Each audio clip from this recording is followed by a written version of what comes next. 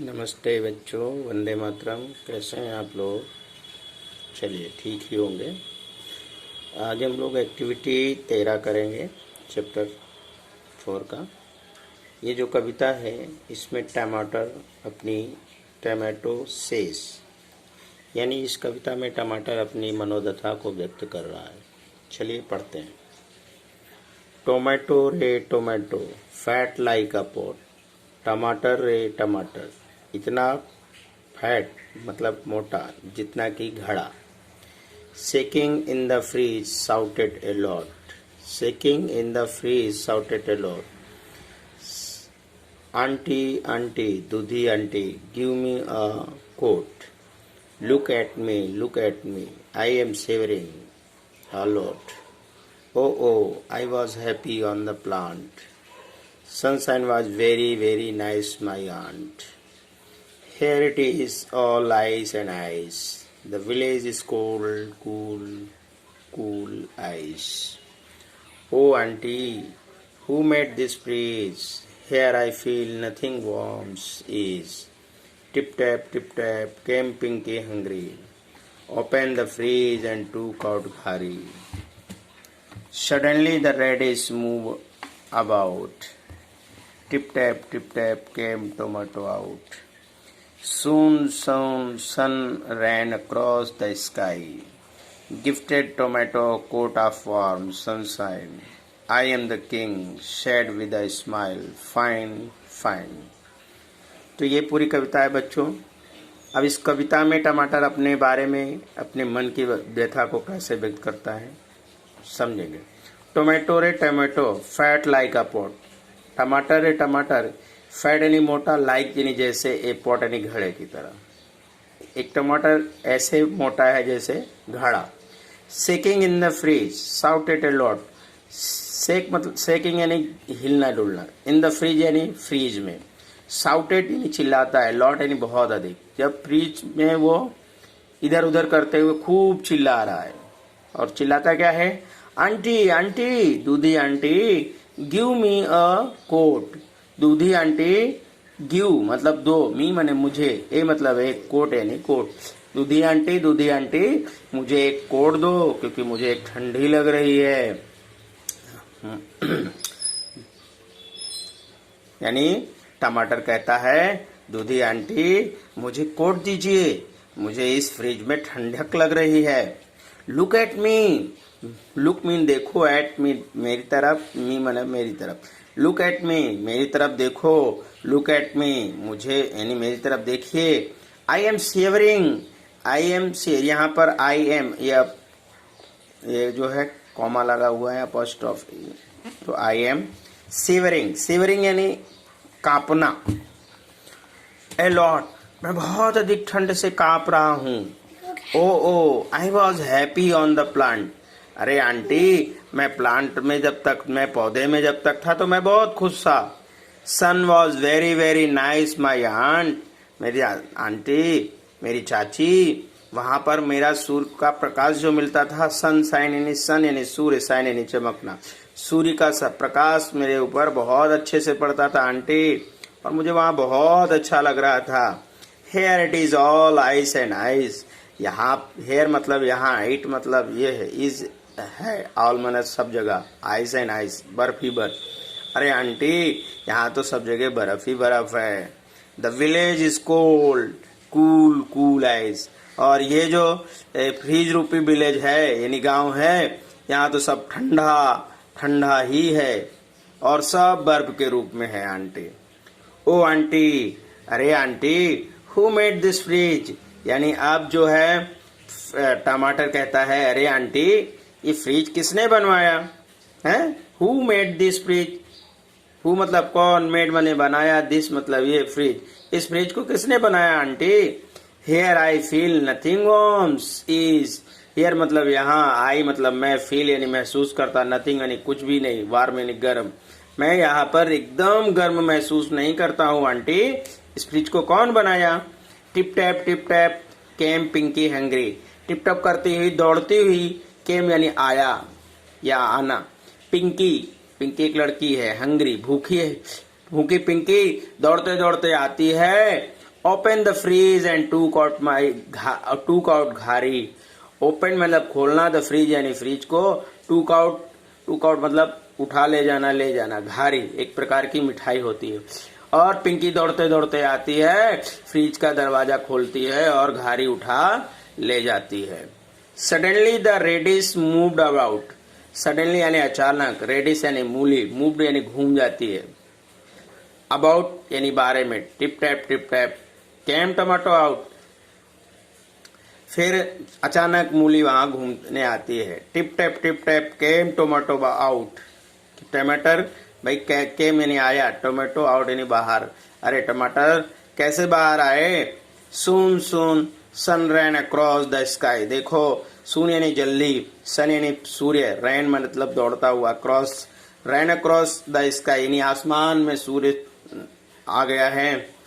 देखो यहाँ पे आसमान में सूरज आ चुका है, यानी सूरज जा रहा है, ढलने वाला है। Gifted tomato coat of warm sunshine. और गिफ्टेड यानी देना, टोमेटो को टोमेटो यानी टमाटर को, एक कोट यानी एक कोट ऑफ वार्म सनशाइन यानी सूर्य प्रकाश, चमकता हुआ सूर्य प्रकाश रूपी कोट कह रही, लो मैं तुम्हें यहाँ दे रही हूँ। I am the king said with a smile, fine. कहता है कि मैं एक राजा हूं, और ये कहते हुए वो मुस्कुरा रहा है। तो ये रहा बच्चों हमारी कविता का संवाद। इसमें जो टमाटर है अपनी मनोदशा व्यक्त कर रहा है। अभी जैसे यहाँ पर हेल्पलाइन है, प्राणी पक्षी फल फूल के चित्र प्रश्नोत्तरी, यानी इसमें क्वेश्चन पूछना है कि व्हाट इज दिस। जैसे हमारे पास कोई एक फ्रूट्स रहेगा, मान लीजिए एप्पल है, तो हम पूछेंगे बच्चों को कि भाई व्हाट इज दिस, तो बच्चे उसका जवाब देंगे दिस इज अ ऑरेंज। इस तरह से हम किसी पक्षी का, प्राणी का, फल फूल कोई का नाम हम सेंटेंस में क्लास में बुलवा सकते हैं। वाक्य दरेक शब्द नीचे फुट पट्टी के आंगड़ी मुंह के वाक्य बोल। अब जितने भी वाक्य दिए रहेंगे उसको हमें बच्चों से पूछना है।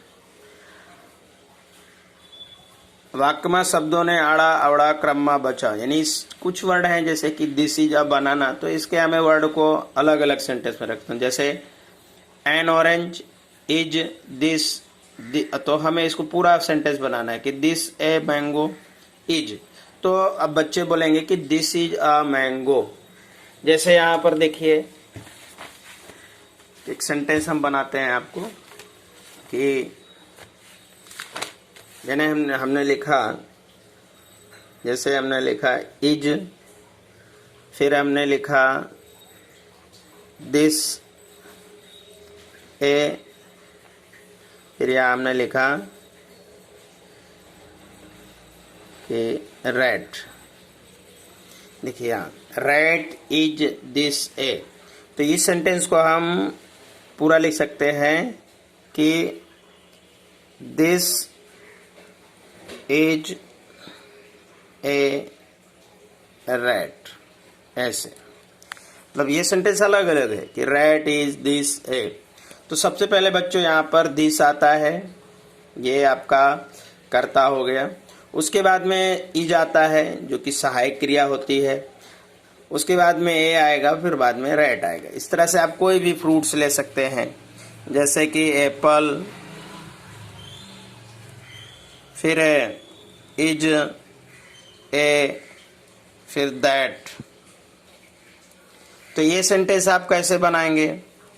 तो सबसे पहले इसमें हमको लिखना है दैट, तो यहाँ लिखेंगे हम भाई दैट, फिर लिखेंगे इज, फिर लिखेंगे ए, फिर यहाँ लिखेंगे यहाँ पर बच्चों एन का यूज कर सकते हैं कि एन एप्पल, यहाँ लिखेंगे हम एन एप्पल। तो यहाँ पर हुआ हमारा ये सेंटेंस हम ऐसे बना सकते हैं, उल्टे सीधे तिरछे। अब है वॉवेल यानी स्वर।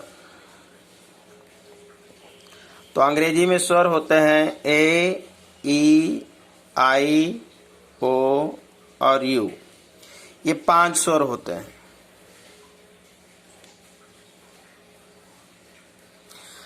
अगर कोई भी वर्ड इनकी जिनकी शुरुआत इन 5 अक्षरों से पहले होगी, जैसे है ice,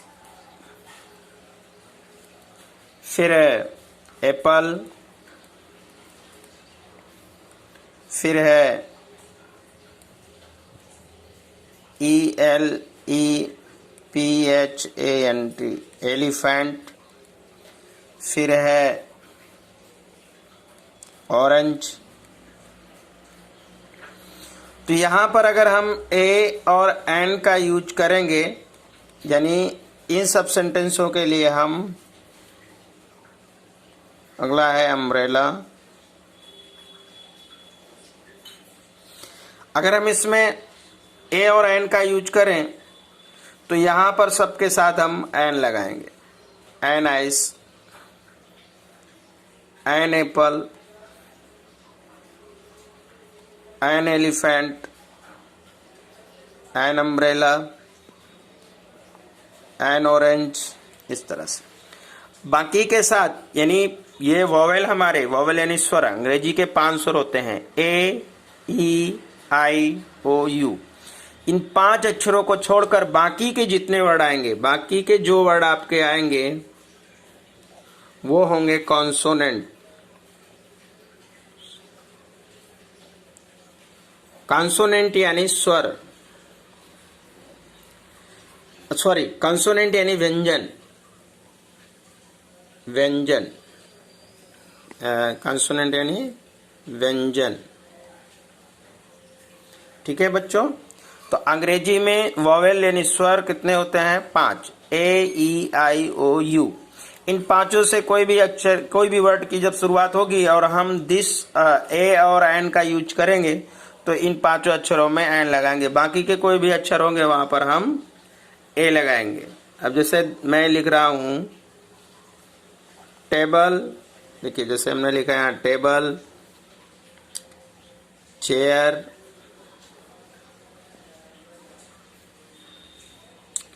orange,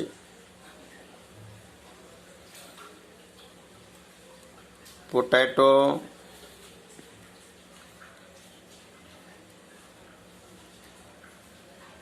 Apple, egg,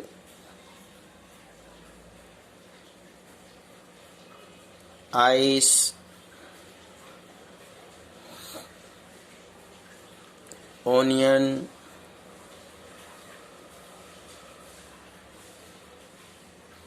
umbrella. अब यहां पर हमें इन अक्षरों में ए और एन का यूज करना है। तो बच्चों हम यहां पर ए लिखेंगे कि एन? देखिए इसका पहला अक्षर आपको देखना है, इसका पहला अक्षर टी से है, इसलिए हम यहां पर लिखेंगे ए। यानी ये जो टी है वो स्वर नहीं है, व्यंजन है, इसलिए हम, फिर इसका पहला अक्षर सी, यानी यहां पर भी हम ए लिखेंगे। फिर ये ऑरेंज, ओ है, पहला अक्षर ओ, यानी कि ए, ई, आई, ओ, यू में से एक मिल गया, यानी हम यहां लिखेंगे एन। फिर इसका पी है तो हम यहां पे लिखेंगे ए। इसका पहला अक्षर स्वर है, यानी हम यहां लिखेंगे एन। इसका भी अक्षर स्वर है, इसलिए यहां हम लिखेंगे एन। इसका भी स्वर है, इसलिए हम यहाँ लिखेंगे एन। इसका भी स्वर है, इसलिए यहाँ एन लिखेंगे। फिर इसका भी स्वर है, इसलिए यहाँ एन लिखेंगे। इस तरह से हम ए और एन का यूज कर सकते हैं। अब जो है हमें